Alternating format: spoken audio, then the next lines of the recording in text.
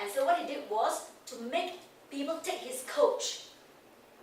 He promised them a safe trip. Don't worry about the pirates. He basically lied. He adopted a strategy. What was that? He resorted to bribery.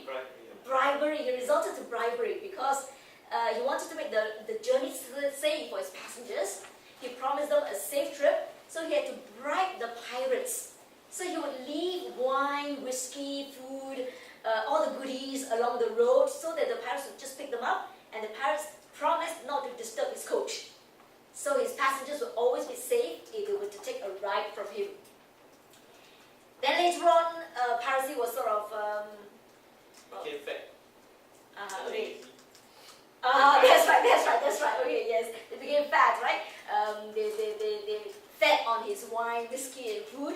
And the thing is, other coachmen also copied this. Bribery is something which you can copy.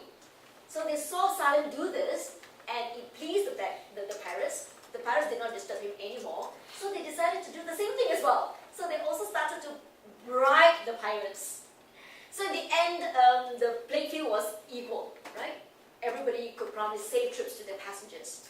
And of course, that's when the pirates became fat, and they were not too interested in their job anymore. So the journey became kind of safe, and the more coachmen started to join the profession, and it became a very competitive profession.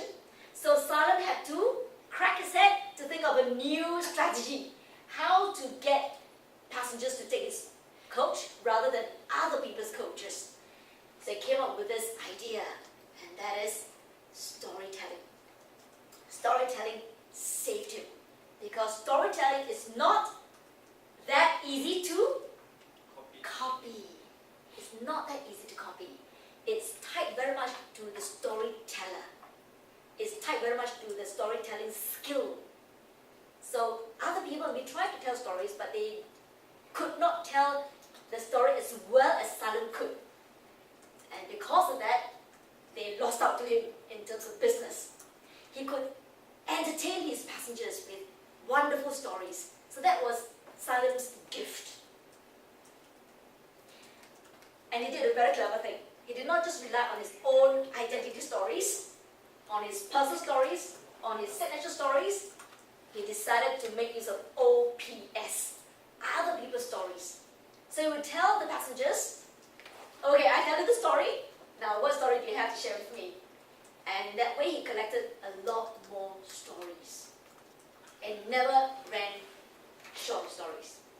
And I think this is something which we can learn from Salim. Encourage people to tell you stories.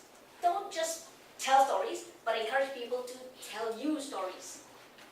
And then what you can do is, once the story is shared, it becomes yours. You can own that story.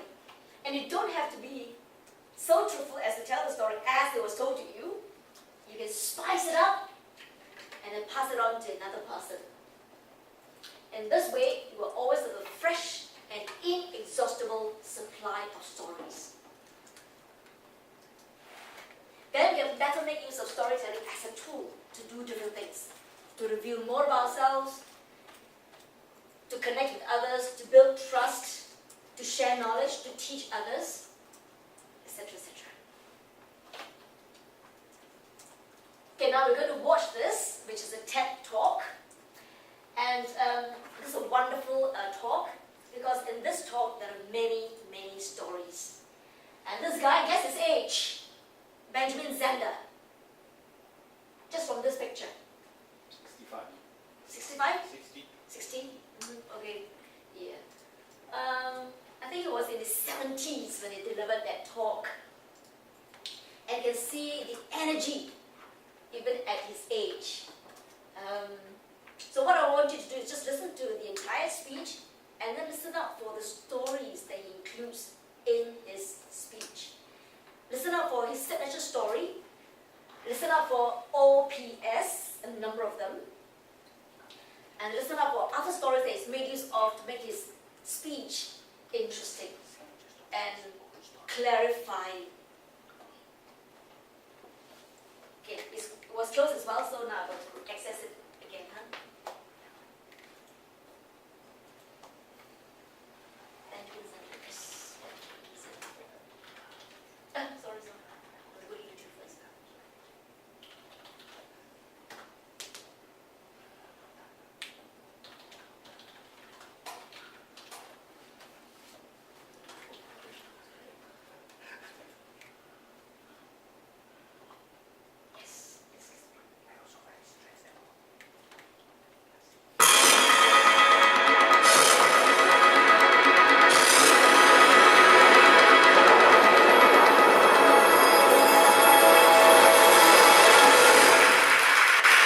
Probably a lot of you know the story of the two salesmen who went down to